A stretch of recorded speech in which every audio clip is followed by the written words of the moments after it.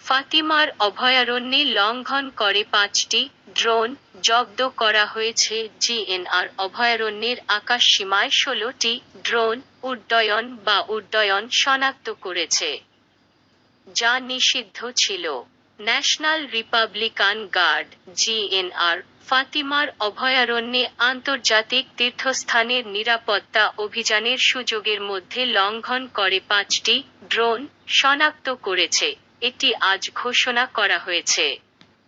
এই বছর ১৬টি ড্রোন উড়তে শুরু করেছে, যার মধ্যে ৫টি লঙ্ঘন করতে দেখা গেছে, যেহেতু আকাশসীমা নিষিদ্ধ ছিল, এবং প্রশাসনিক অপরাধের নোটিশ প্রত্যাহার করা হয়েছিল এবং যোগ্য প্রশাসনিক সত্তার সাথে যোগাযোগ করা হবে, ক্যাপ্টেন জোয়াও লরেনকো বলেছেন। জিএনআর এর জনসংযোগ লুসা সংস্থার উদ্ধৃতি। এই কর্মকর্তার মতে, ড্রোন গুলি এমন লোকদের কাছ থেকে বাজেয়াপ্ত করা হয়েছিল যারা যথাযথ অনুমোদন ছাড়াই এই মানববিহীন বিমানের সরঞ্জাম স্থাপন করতে চেয়েছিল। ফাতিমার অভয়ারণ্যে বছরের প্রথম বড় তীর্থযাত্রার জন্য স্থাপন করা নিরাপত্তা ডিভাইসের ভারসাম্যের মধ্যে। সামরিক কর্মকর্তা উল্লেখ করেছেন যে এখন পর্যন্ত অপারেশনটি যা প্রত্যাশা করা হয়েছিল তার মধ্যেই হচ্ছে।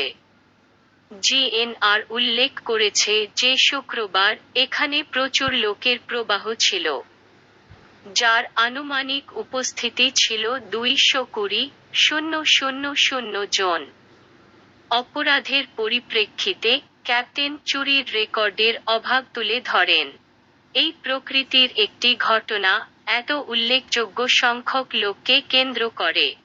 আমি এই সত্যটি তুলে ধরছি যে আমাদের কাছে চুরির কোনো রেকর্ড নেই, জনসংযোগ কর্মকর্তা বলেছেন। এটিও একটি কাজের ফলাফল, অপরাধ প্রতিরোধের প্রেক্ষাপট। অন্যদিকে, তিনি যোগ করেছেন যে জিএনআর শুধুমাত্র একজন মিথ্যা ভিক্ষুক উল্লেখ করেছে।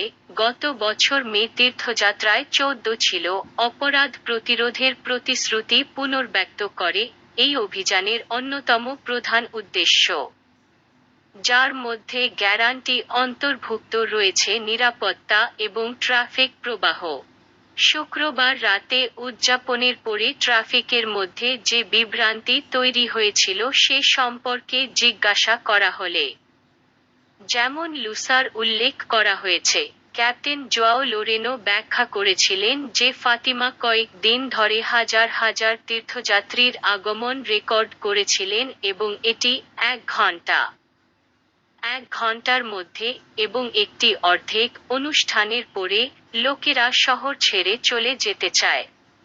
এটি স্বাভাবিক যে সর্বদা কিছু যানজট থাকে, তিনি স্বীকার করেন, যেমনটি আজকের গণের পরে ঘটেছে এবং এটি সম্ভাব্য স্বাভাবিকতার মধ্যে প্রবাহিত হয়, তিনি স্পষ্ট করে বলেন।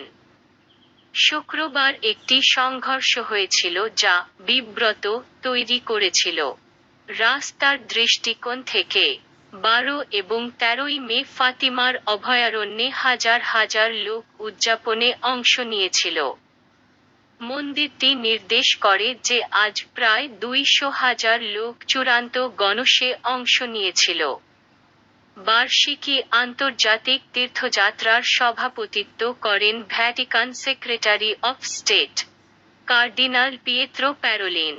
রবিবার পর্যন্ত, জিএনআর এর ১৩ মে ফাতিমাতে নিরাপত্তা অভিযানে প্রায় ৭০০ জন সৈন্য রয়েছে।